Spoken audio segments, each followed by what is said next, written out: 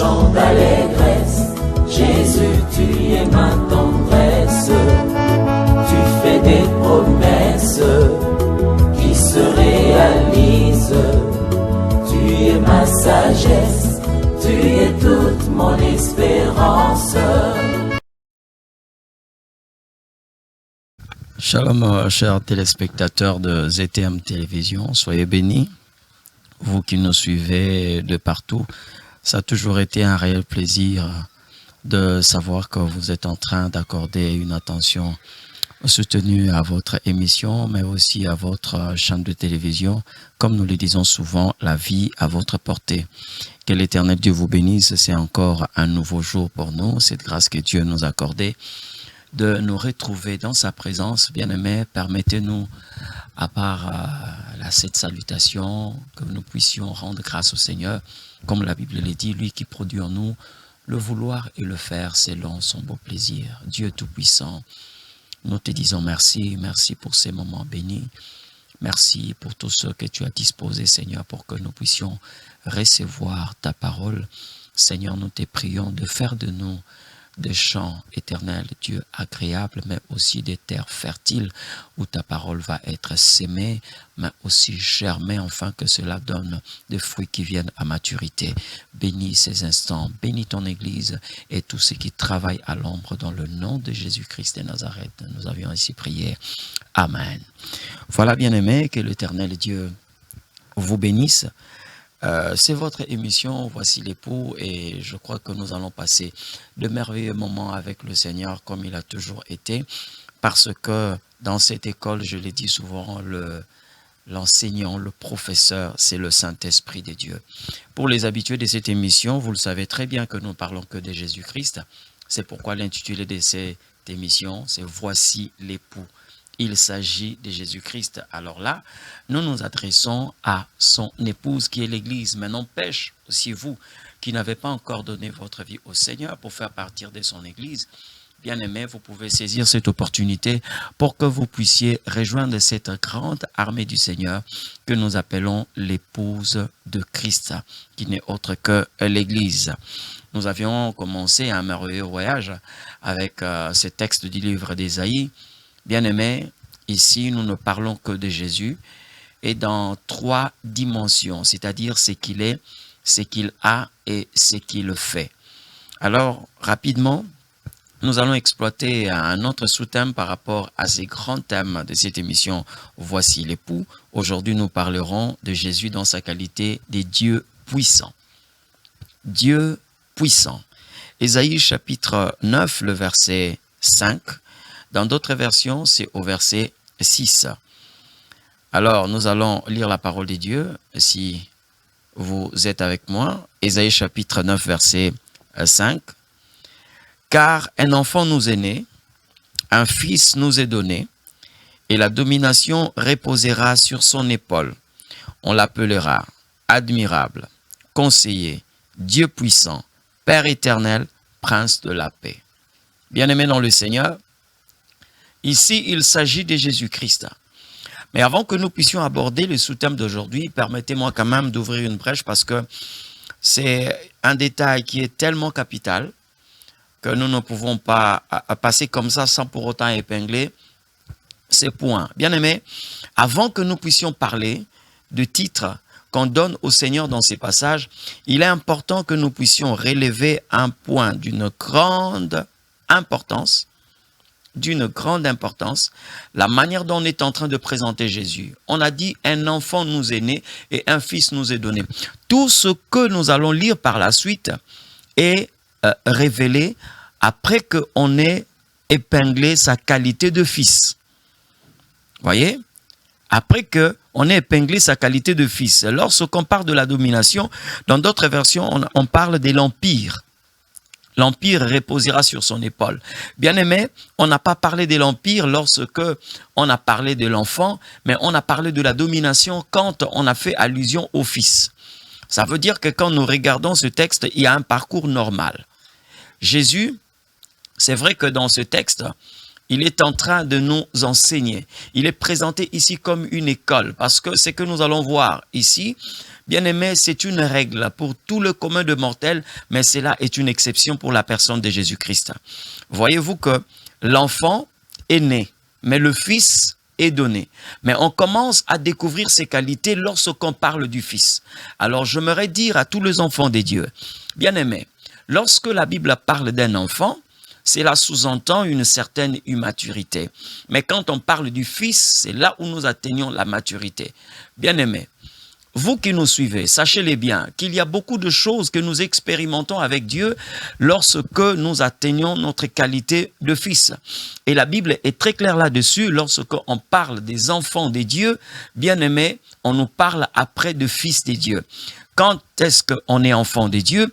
La Bible est claire là-dessus. On dit tous ceux qui ont reçu la parole, tous ceux qui ont reçu le Christ sont devenus enfants des dieux. Mais après, bien-aimés, nous ne devons pas seulement rester dans le stade d'enfant, mais nous devons aussi devenir de fils. Parce que après le baptême du Saint-Esprit, la Bible dit que tous ceux qui ont l'Esprit de Dieu sont appelés fils de Dieu. Là, on ne parle plus d'enfants, mais on parle de fils de Dieu.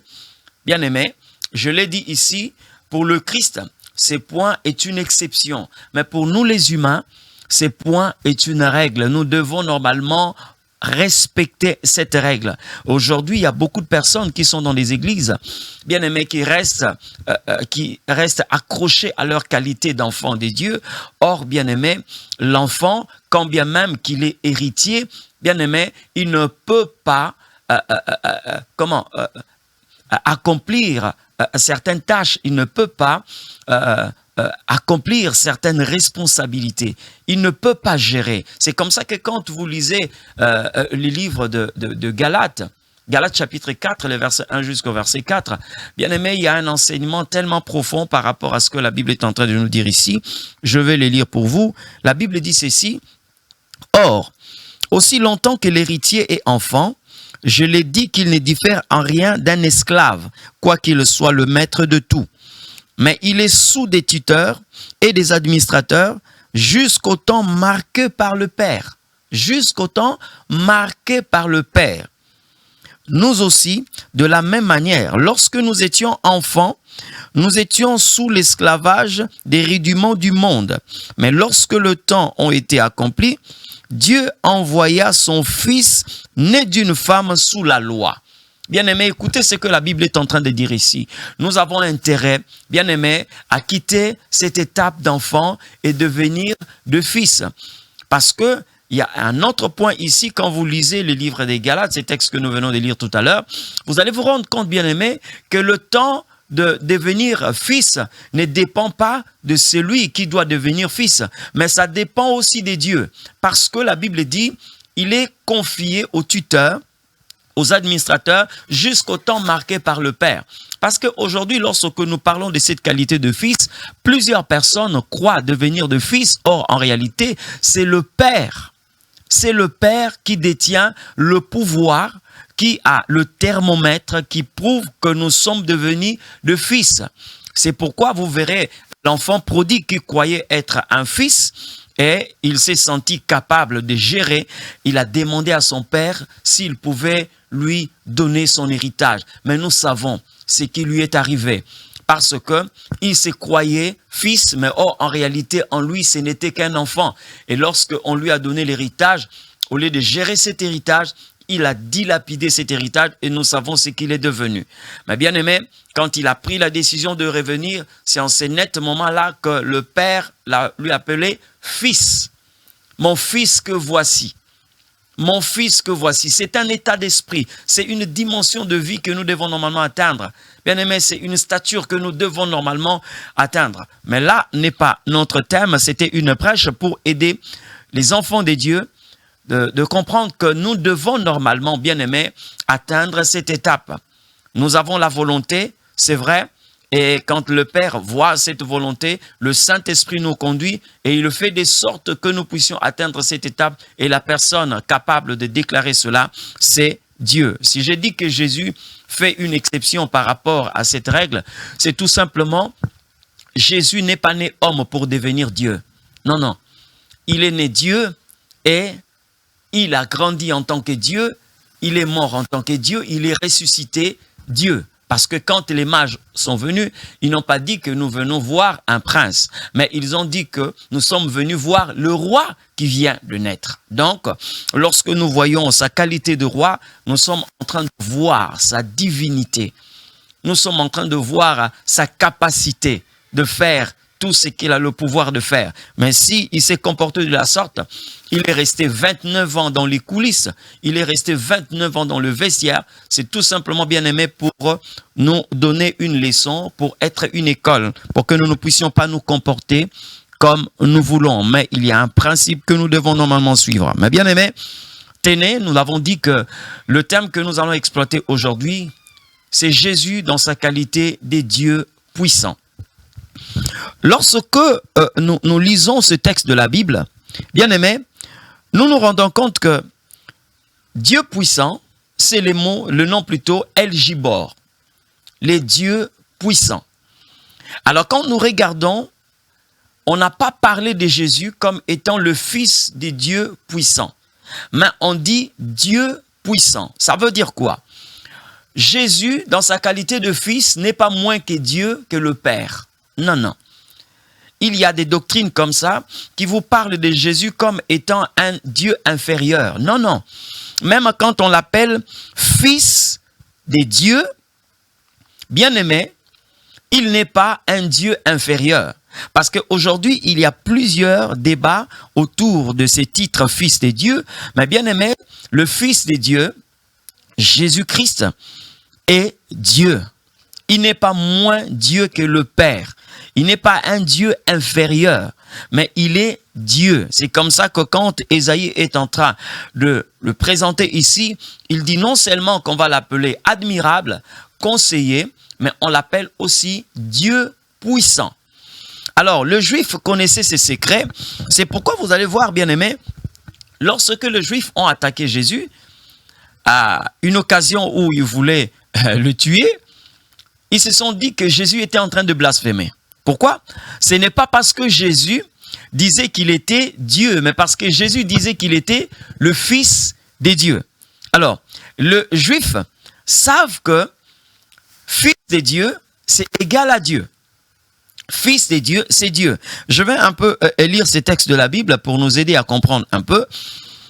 Jean chapitre 10, le verset 30 à 33. Écoutez ce que la Bible est en train de dire.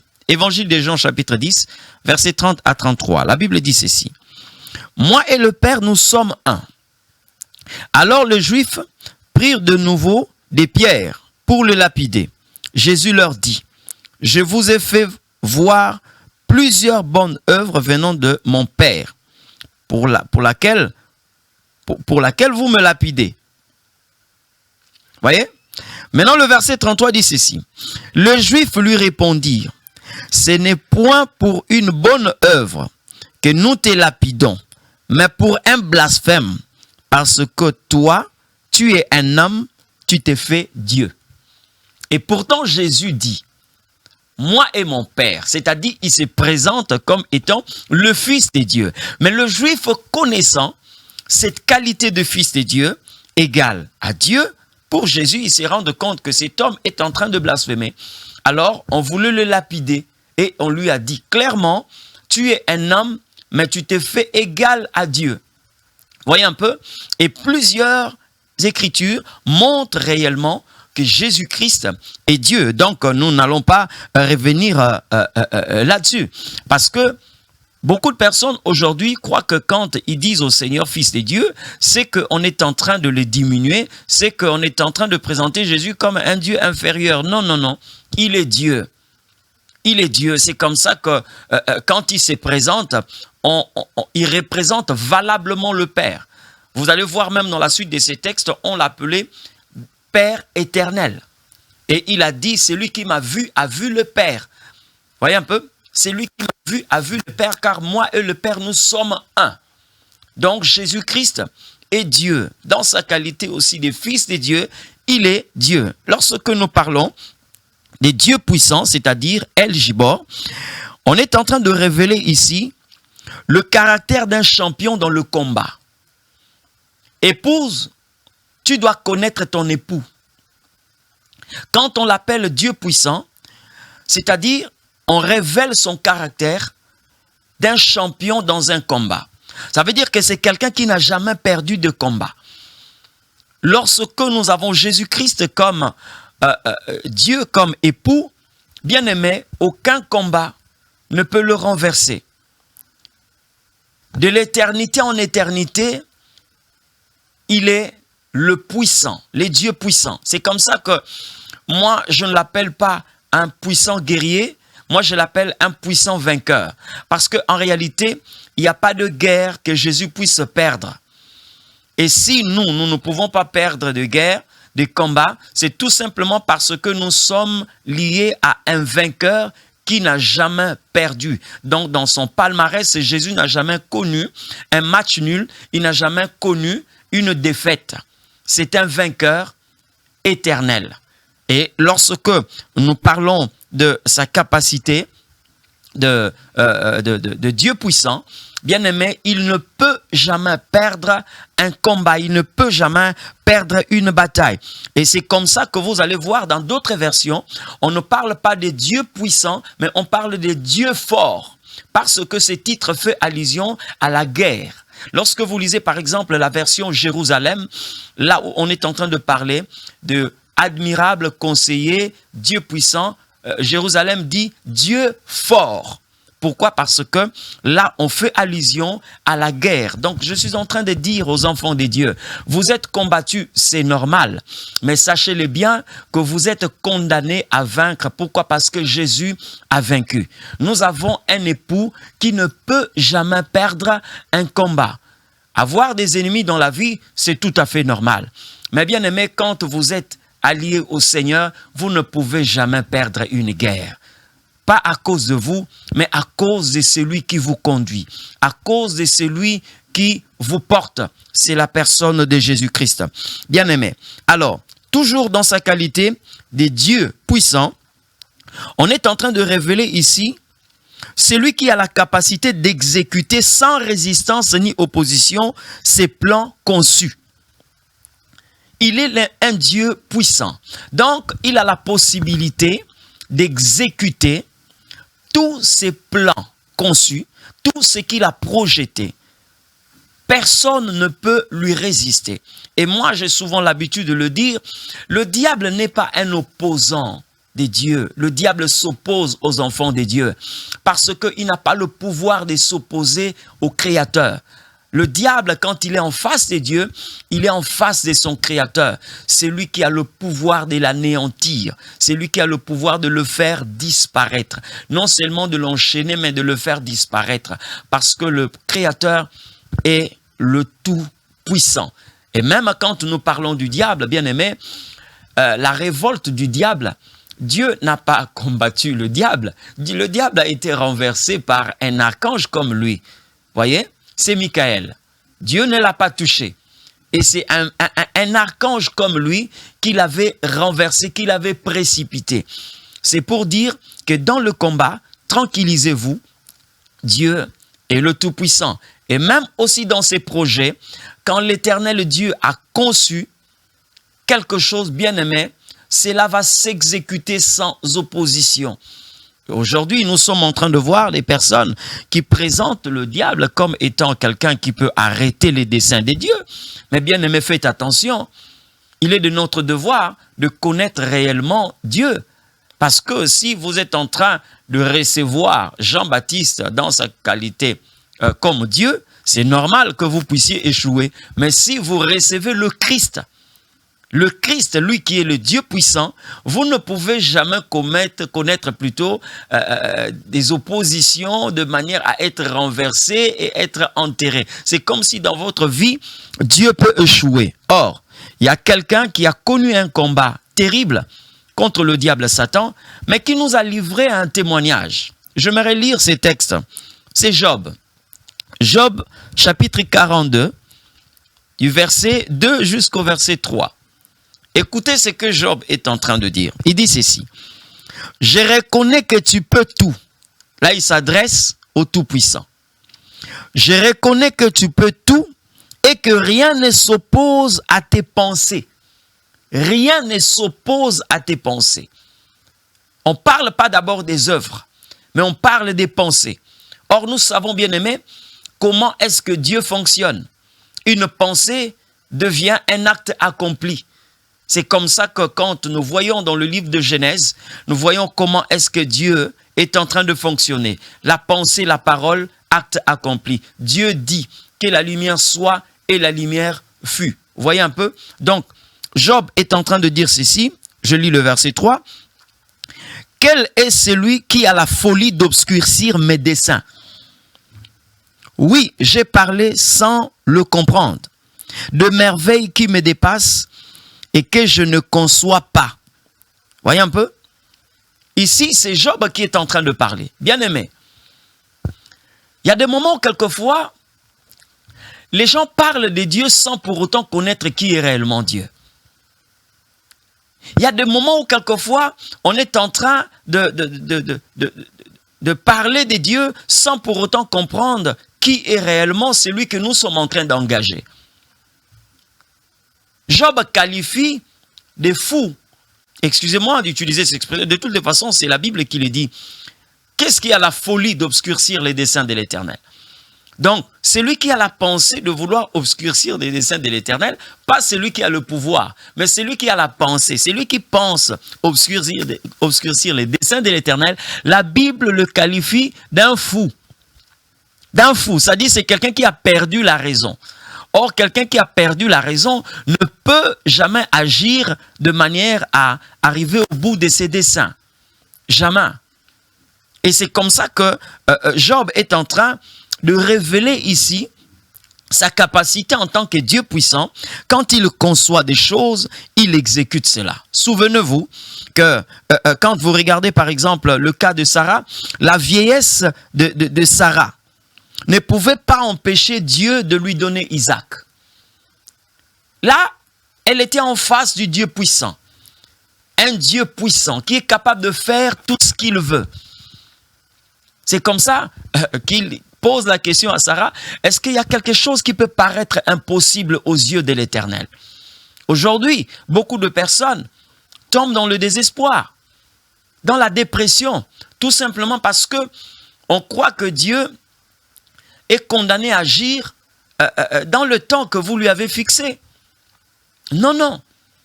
Quand Dieu vous promet quelque chose, bien aimé, ce n'est pas par rapport à votre calendrier, c'est par rapport à son calendrier. Pendant que les gens étaient en train de compter les années de Sarah, elle avait 90 ans, 90 ans. Donc, si on fixe l'âge de la ménopause à 45 ans, donc elle était double fois ménopausée, comme nous le disons. Mais cela n'a pas empêché Dieu. Cela n'a pas empêché Dieu d'accomplir ce qu'il avait promis à Sarah et à Abraham. On pouvait trouver des excuses de manière, par exemple, à chercher Ismaël. Beaucoup de personnes aujourd'hui, même ceux qui sont dans les églises, sont plongés dans des excuses pour chercher à remplacer Ismaël à la place d'Isaac. Mais je vous poserai la question de savoir qui a parlé, qui vous a promis.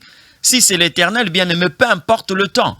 Le Dieu que je suis en train de vous prêcher, c'est celui-là qui a la possibilité d'arrêter le soleil pour accomplir ce qu'il a déclaré. Dieu est capable d'arrêter les aiguilles de la montre pour accomplir ce que lui a déclaré. Il est capable de le faire. Le Dieu puissant, rien ne s'oppose à ses desseins. Il a la possibilité, la capacité d'exécuter, d'accomplir sans résistance tout ce que lui a promis. Bien aimé, regardez un peu ce qui s'est passé. Dieu va établir quelqu'un. Avant que cette personne soit vue des hommes, c'est un prophète. Il s'appelle Jérémie. Mais Jérémie, avant qu'il soit même dans le ventre de sa mère, Dieu l'avait déjà consacré. Mais l'obscurité du ventre de sa mère n'a pas empêché Dieu d'accomplir ses desseins. Dieu a introduit dans le ventre de cette femme un prophète. Cette femme, bien que étant une femme normale, comme toutes les femmes, dans son ventre, il n'y avait pas la lumière, il n'y avait pas des projecteurs, il y avait l'obscurité. Mais bien aimé, de cette obscurité est sorti un prophète. C'est-à-dire, Dieu a fait rentrer un prophète, il a sorti un prophète. Et même si lui-même, Jérémie, par rapport à sa façon de voir les choses. Il a dit que je suis encore un enfant. Dieu lui dit, ne dis pas que tu es un enfant. Donc même quand il y a une certaine opposition venant de nous-mêmes, bien aimés, cela n'empêche pas Dieu de réaliser ce qu'il a conçu, ce qu'il a arrêté. Il est un Dieu puissant et quand vous avez Jésus-Christ comme votre soutien, comme votre Dieu, sachez-le bien, aucune chose ne peut empêcher Dieu de réaliser ce qu'il a déclaré. En tant que Dieu puissant, c'est lui qui a la capacité de tout exécuter. L'incrédulité de Marthe ne lui a pas empêché de ressusciter Lazare. Parce que s'il a fallu vraiment que Lazare puisse vivre la résurrection par la foi de Marthe, Lazare allait rester dans la tombe. Parce qu'on a présenté déjà la situation comme quoi il sent déjà. Donc, pour certaines personnes, il fallait que Jésus se dépêche. Au moins, s'il venait au moment où Lazare était malade, normal, il pouvait prier pour Lazare et qu'il recouvre la santé. Jésus a attendu. Lazare est mort, enterré, et même jusqu'à connaître la décomposition. Cela ne lui a pas dérangé, cela ne lui a pas influencé négativement. Il est venu, il leur a demandé ôter la pierre, ils ont ôté la pierre, bien aimé, et Lazare est sorti. La Bible ne dit pas qu'il sentait mauvais.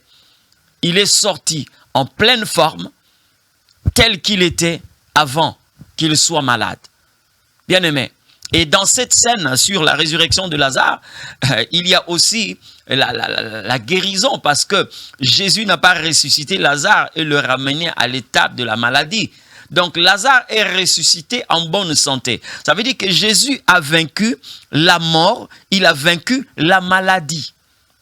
Les dieux puissants. C'est de lui qu'il s'agit ici. Je vais encore évoquer un autre point concernant Jonas. Bien-aimé, nous parlons souvent de Jonas et quand nous lisons cette histoire, quelquefois, nous sommes superficiels. De voir qu'un homme qui a fait 3 jours et 3 nuits dans le ventre d'un gros poisson, et il a été craché par ces poissons, vomi, de l'autre côté de Ninive.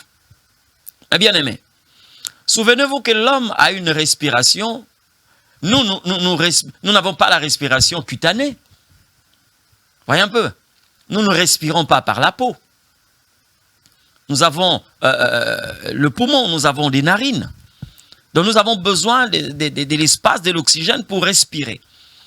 Mais lorsque nous entrons dans un endroit où nous avons l'incapacité de respirer, d'effectuer ces échanges respiratoires, mais bien aimé, il y a asphyxie, il y a suffocation, la personne meurt.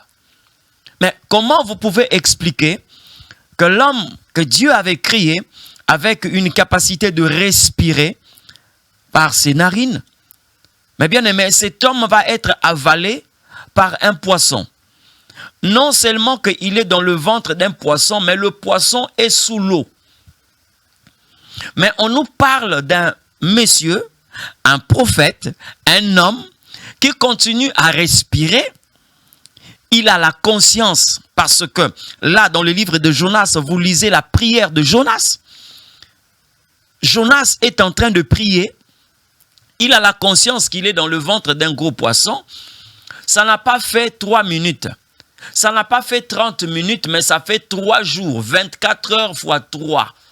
Voyez? Bien aimé. Mais quoi de plus normal que de comprendre que Jésus est réellement le Dieu puissant? Il est resté là, il était en train de respirer. Il vivait. Il priait. Et ses paroles furent entendues. Dieu a entendu les paroles de Jonas, la prière de Jonas dans le ventre d'un gros poisson. Il y a un autre élément, c'est que quand vous vous retrouvez dans le ventre d'un poisson, dans l'estomac d'un être vivant, que ce soit, je ne sais pas, un animal, un poisson, mais bien aimé, il y a des acides puissants qui doivent normalement transformer chaque chose qui entre dans l'estomac en bol alimentaire. Mais ces jours-là, bien aimé, l'estomac de ces gros poissons a cessé de sécréter des acides, de manière à ce que Jonas soit transformé en un bol alimentaire. Ça, il n'y a que Dieu qui peut le faire. C'est comme ça, vous verrez que 3 jeunes Hébreux, ces serviteurs qui étaient à Babylone, vont descendre dans la fournaise ardente sans pour autant être inquiétés. Il n'y avait pas que eux, mais il y avait aussi leurs vêtements. Le Dieu puissant les a protégés, de manière à ce que le feu puisse perdre son pouvoir destructeur sur les serviteurs de l'Éternel. Il n'y a que Jésus qui est capable de faire de telles choses. Bien-aimés, je suis en train de rappeler ici que vous suivez ZTM Télévision. Nous émettons de Kinshasa, capitale de la République démocratique du Congo. Mais pour vous qui voulez nous suivre sur YouTube, vous avez notre adresse YouTube, Amos Mavungu Ministries TV. Là, vous pouvez retrouver plusieurs de nos prédications et plusieurs de nos émissions. Je vous conseillerais, bien aimé, de vous abonner. C'est une façon aussi pour vous de soutenir l'œuvre de Dieu, partager le lien. Et il y a possibilité que nous puissions former une grande armée avec le Saint-Esprit, une armée bâtie sur la connaissance de Jésus-Christ. Vous cliquez sur la cloche de notification, vous êtes abonné et vous pouvez aussi partager le lien. L'Éternel Dieu vous bénira énormément. Pour vous qui voulez entrer en contact avec nous, vous avez notre numéro qui est affiché au bas de vos écrans. Et pour vous qui êtes abonnés sur Facebook, vous avez notre adresse Facebook, Amos Mavungu. Sur TikTok, vous pouvez aussi entrer en contact avec nous. Sur Instagram, Dr Amos Mavungu, vous pouvez entrer en contact avec nous. Et pour ceux qui veulent nous rencontrer personnellement, pour vous qui êtes à Brazzaville, voici nos adresses. Nous sommes dans la commune de Mongali, rue Luomo, numéro 56 bis. Mongali, rue Luomo, numéro 56 bis, dans la commune de Mongali. Direction Terre Jaune, église Temps des Dieux. Vous êtes en filou, nous sommes sur la rue Bambama, numéro 13. Référence, 2e forage, vous êtes à Les Bleds. Église Temps des Dieux. Pour ceux qui sont à Kinshasa, alors bien aimés, nous sommes dans la commune de Limete, avenue Lango, numéro 7. Avenue Lango, numéro 7, première rue d'Ilandos, Église Temps des Dieux. Pour nos jours de culte, nous sommes chaque mercredi dans le Temple des Dieux, à partir de 16h jusqu'à 19h30, vendredi de 16h à 19h30 et dimanche, nous sommes à l'église de 8h30 jusqu'à 11h30 et l'Éternel Dieu vous bénira. Bien-aimés, nous sommes en train de parler de Jésus-Christ dans sa qualité de Dieu puissant. J'ai parlé ici sur sa capacité d'exécuter sans résistance, mais il y a aussi un 3e point. Alors, là, bien-aimés, on est en train de nous révéler son pouvoir d'accomplir tout ce qu'il veut. Je vais expliquer ces points. Écoutez-moi très bien. Tout ce qu'il déclare, il l'exécute. Parce que la Bible est en train de me dire ceci. Ce que la bouche de l'Éternel a déclaré, c'est sa main qui l'accomplira. Donc, comme il est Dieu tout-puissant, le Dieu puissant n'a pas besoin de qui que ce soit pour l'aider à accomplir ce qu'il a déclaré. C'est comme ça que lorsque vous sondez les Écritures, vous allez comprendre que Dieu n'avait pas besoin du mensonge de Rebecca pour accomplir ce qu'il avait promis à Jacob. Non, non. Il n'avait pas besoin de ces mensonges-là. Parce que lorsqu'il était en train de dire que le plus grand sera dominé par le plus petit, bien aimé, il ne regardait pas le mensonge que Rebecca devait normalement apporter dans le destin de son fils Jacob. Il est capable de tout. C'est comme ça que, bien aimé, dans sa possibilité d'accomplir ce qu'il a promis, Dieu ne fera jamais des hommes qui soient indispensables dans votre destin pour qu'il accomplisse ce que lui vous avez promis. Non, les hommes sont importants, mais ils ne seront jamais indispensables. Il n'y a que Dieu qui est indispensable. J'ai vu dans la Bible, c'est Dieu-là utilisé des animaux. C'est Dieu-là utilisé des oiseaux pour accomplir ce que lui avait déclaré. Comment vous pouvez expliquer, bien-aimé, qu'un âne qui n'a jamais été dans une école, qui n'a jamais été dressé de la sorte, puisse enseigné avec un langage clair un prophète, Balaam. L'âne lui a parlé. Comment vous pouvez comprendre que Élie, un grand prophète de son époque, pouvait être nourri par un corbeau? Ça, il n'y a que Dieu qui peut le faire. Ce qu'il a déclaré, il l'accomplira. Ce que sa bouche a déclaré, c'est sa main qui va accomplir cela. C'est comme ça que vous allez voir, bien-aimés, David, connaissant cela, il n'avait pas besoin de mettre fin à la vie de Saül pour qu'il devienne roi. Parce qu'en réalité, ce n'est pas David qui avait décidé de devenir roi. C'est l'Éternel Dieu qui avait envoyé Samuel pour qu'il puisse oindre ce jeune David, qu'il puisse régner à la place de Saül. Donc, il était hors de question que David puisse avoir ce vilain plaisir d'aller mettre fin à la vie de Saül. Et heureusement qu'il avait compris que c'est lui qui a parlé, c'est lui-même qui va accomplir cela. Lorsque l'occasion se présentait, je ne parlerai pas d'une bonne occasion parce que ça c'était vraiment une occasion sale, David n'a pas voulu utiliser son épée pour décapiter Saül, mais il a utilisé son épée pour couper les pans de sa robe, pour lui montrer que je n'avais rien à voir avec ta mort. Je ne veux pas de ta mort.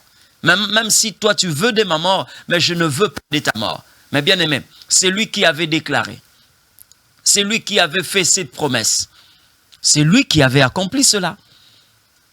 Dieu n'a pas besoin de gens qui viennent l'aider. Il est un Dieu puissant. C'est comme ça, bien aimé, vous qui êtes en train de nous suivre, si Dieu vous a fait une promesse, quel que soit ce que vous êtes en train de voir, attendez patiemment celui qui vous a fait la promesse est fidèle. Il n'a pas besoin de la main de qui que ce soit, mais il a une main et il agit. Lorsqu'il promet, il le réalise. C'est un Dieu fidèle, mais aussi puissant. Bien-aimés, revenons un peu sur ce point concernant la promesse que Dieu avait faite à David.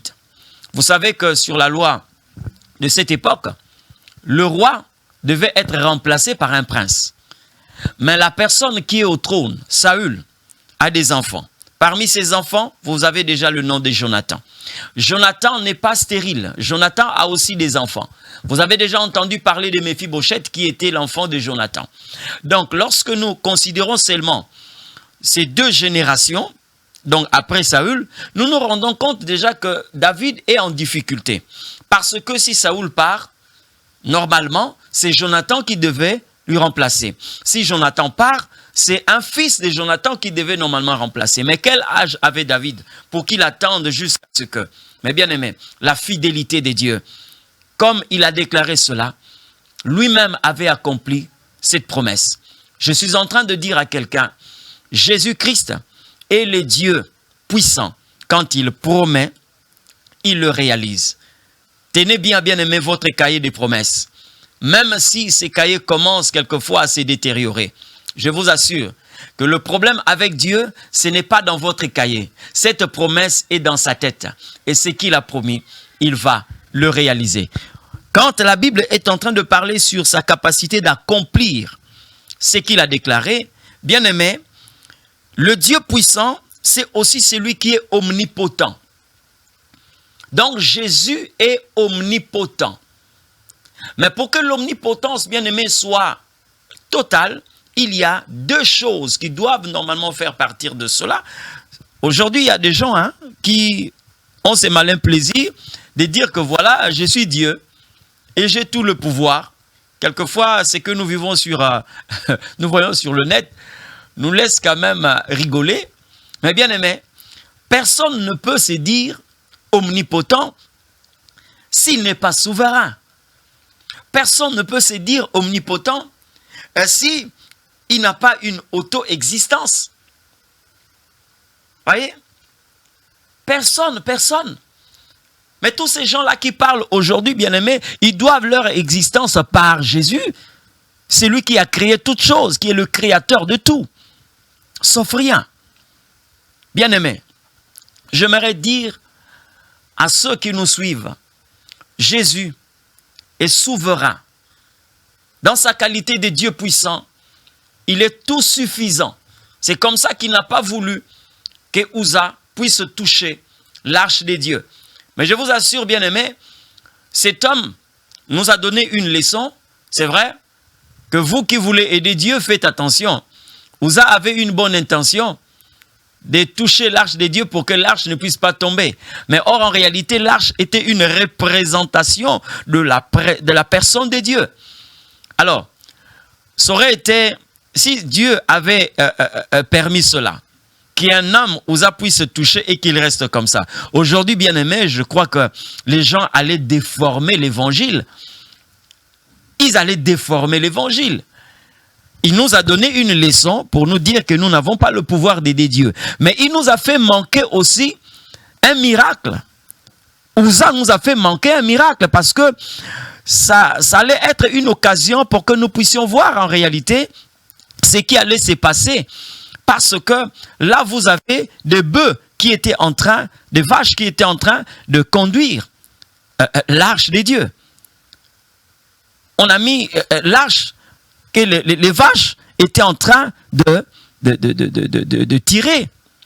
Mais bien aimé, c'était une occasion pour que nous puissions voir ce qui allait normalement se passer. Mais bien aimé, ces miracles, c'est Uza qui nous a fait manquer ces miracles. Il est tellement merveilleux. C'est un Dieu, lui, qui n'a pas d'obstacle, qui ne connaît pas d'obstacle ni d'opposition. S'il a marché sur l'eau, et nous l'avons vu aussi quelquefois marcher sur les airs. Il était en train de monter les dieux qui anéantit la puissance ou encore la loi de la pesanteur. Donc ces jours-là, j'ai parié ma tête que si Uza n'avait pas touché l'arche des dieux, on allait voir quelquefois l'arche flotter. Parce que c'était une représentation de la personne des dieux. Mais bien aimé, je suis en train de parler à quelqu'un. Jésus est le Dieu puissant. Si vous l'avez accepté, ça veut dire que là, vous avez embrassé le Tout-Puissant. Et à cause de sa personne bien-aimée, vous ne pouvez jamais connaître une opposition. Et à cause de sa présence, vous ne pouvez jamais être écrasé par le fait qu'il est le Dieu puissant. J'aimerais donner une opportunité à tous ceux-là qui n'ont pas encore reçu Jésus dans leur vie de le recevoir. Je sais que vous êtes nombreux à nous écrire, vous êtes nombreux à exprimer vos désirs. Mais bien aimé, si vous ne l'avez pas encore reçu, vous pouvez prier avec moi, afin que le Christ soit aussi votre Dieu, afin que vous puissiez faire partir aussi de son peuple. Dieu de toute grâce, créateur de l'univers, je te présente, éternel notre Dieu, ces peuples. Nous avons écouté ta parole. Nous savons et nous le confessons, Seigneur, que tu es le Dieu puissant. Merci parce qu'en cet instant, Seigneur, celui qui est malade à l'hôpital, qui témoigne sa foi et qui croit que, Seigneur, dans ce net moment, tu es capable, éternel Dieu, de le guérir, qu'il reçoive la guérison dans le nom de Jésus. Que ceux qui sont en train de nous suivre en prison et qui se rendent compte que dans ta qualité de tout-puissant, tu es le magistrat suprême. Éternel, tu es capable de sortir de la condamnation ceux qui ont été condamnés. Dieu de paix, accorde cette liberté à ton peuple. Merci Seigneur pour ces gens qui acceptent, éternel notre Dieu, de donner leur vie à Jésus. Vous pouvez les dire après moi, Seigneur, je crois en toi. Aujourd'hui, Seigneur Dieu, je te donne ma vie. Merci parce que tu es mort pour ma cause, ressuscité pour mon salut.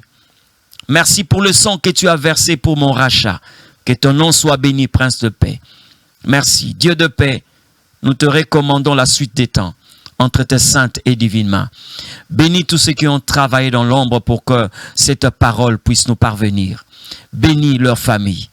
Bénis, éternel Dieu, cette chaîne de télévision. Nous te prions, Seigneur, d'ouvrir les horizons, afin que, Seigneur, cette chaîne aille loin au nom puissant de Jésus-Christ. Seigneur, nous recommandons ton Église et tes serviteurs entre tes saintes et divines mains. Bénis notre pays et bénis notre continent Au nom puissant de Jésus-Christ de Nazareth. Ainsi nous t'avons prié comme un seul homme. Et nous disons Amen. Que le Seigneur nous bénisse. Merci. Et à la prochaine. Mon chant d'allégresse, Jésus, tu es ma tendresse. Tu fais des promesses qui se réalisent. Tu es ma sagesse.